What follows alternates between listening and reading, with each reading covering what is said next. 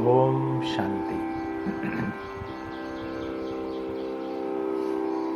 आज 21 जून योग दिवस और प्यारे बाबा की मधुर मुरली का सार हम सुनते हैं। बाबा ने कहा, मीठे बच्चे, देवताओं से भी ऊंच यह तुम्हारी ब्राह्मण जीवन है, क्योंकि इस समय तुम तीनों लोकों और तीनों कालों को जानते हो। तुम ईश्वरीय संतान हो।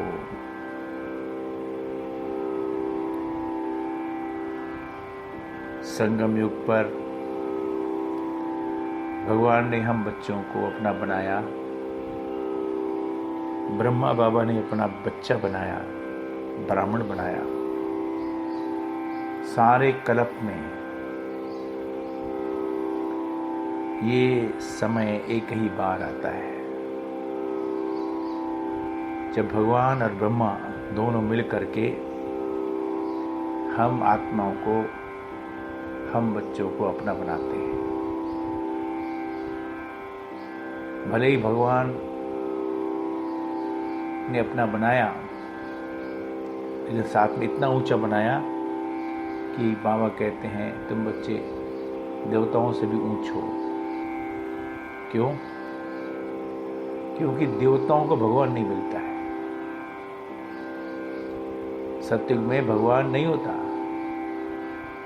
भले ही सारी दुनिया देवता स्वरूप में, देवी स्वरूप में होती है, सुखी होती, दुख का नाम निशान नहीं होता है, लेकिन उन्हें परमात्मा नहीं मिलता सत्य में। लेकिन संगम पर भगवान सृष्टि का मालिक, पतित पावन, ज्ञान का सागर, निराकार शिव बाबा केवल संगम पर बहुत थोड़े समय के लिए ब्रह्मा तन में आते हैं, और ब्रह्मा तन में आकर के हम बच्चों की पालना करते हैं, ज्ञान देते हैं, संपूर्ण ज्ञानी बनाते हैं। तीन लोकों का ज्ञान, तीनों कालों का ज्ञान भगवान ने अभी हम बच्चों को दिया है। और ये ज्ञान चारों युगों में नहीं होता। सतयुग में, त्रेता में, द्वापर में, कलयुग में नहीं होता। केवल संगम पर होता है। कलयुग का अंतिम समय, सत्युग का आदि समय, संगम युग पर परमात्मा आकर के हम बच्चों को अपना बनाते हैं। हमें अपना बना करके अपनी गोदी में बिठाते हैं, अपने गले से लगाते हैं, अपना प्यार देते हैं, पालना देते हैं, ज्ञान सुनाते हैं, योग सिखाते हैं, सुखी करते हैं। तो बाबा कहते हैं, बच्चे, ये सुंदर समय, संगम युग का समय बार बार नहीं आता। इस समय को व्यर्थ नहीं गंवाना है। इस समय का सदुपयोग करना है। इस समय भगवान के साथ रहकर उनकी पालना का अनुभव करना है। हे आत्मा, कहाँ खो गई हो? तुम्हारा लक्ष्य क्या है? भगवान के पास आए हो, क्यों आए हो? भगवान से मिलने के लिए। अभी भी बाबा मिल रहे हैं। भले अभी भी बाबा डबल अभुक्त हो गए, लेकिन फिर भी बाबा मिल रहे हैं। जिन आत्माओं का अच्छा योग है, उन्हें भगवान की, प्यार की, साथ की अनुभूति होती है। जिनका योग नहीं है, वो भगवान से दूर है। भले मधुबन में क्यों न रहे, अगर योग नहीं है वहां पर भी तो भी दूर है। और कई बच्चे दूर हैं मधुबन से भी, लेकिन बाबा से अच्छा योग है तो बाबा के पास है। बाबा कहते बच्चे तुम मेरे बच्चे हो, तुम ईश्वरी संतान हो, मैं तुम्हारी पालना के लिए आया हूं, घबराओ मत, डरो नहीं, मैं साथ हूं ना, मुझे याद करो। बड़े प्यार से बाबा को याद करो तो बाबा की स्मृति, बाबा की याद की पावन, बाबा के साथ का अनुभव होगा। दिल से याद करो, बाबा को कहो बाबा आप मेरे हो, मैं आपका हूं, मुझे कुछ नहीं चाहिए, आप मिले सब कुछ मिला, मुझे कुछ नहीं चाहिए, बहुत हुआ। अब भगवान के साथ रहने का अनुभव करना है। ये ब्राह्मण जीवन बड़ा ही अमूल्य जीवन है, इसे सफल करना है। तुम बच्चे अभी कौन सी ऊंची चढ़ाई चढ़ते हो? मनुष्य से देवता बनना यह ऊंची चढ़ाई है जिस पर तुम चढ़ रहे हो।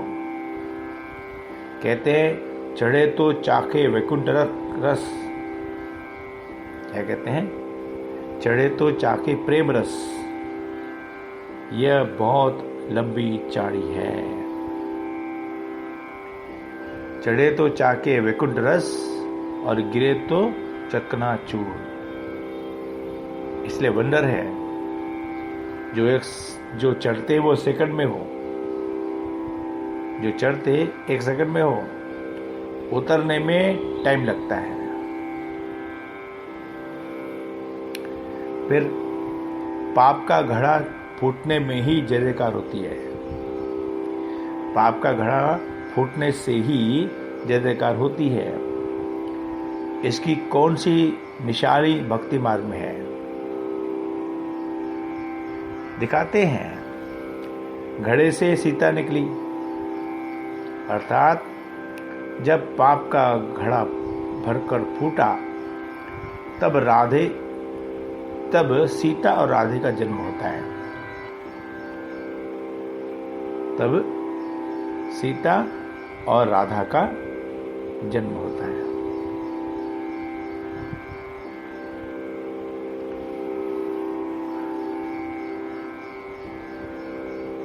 ओम शांति। सार क्या है? आज की मुरली का सार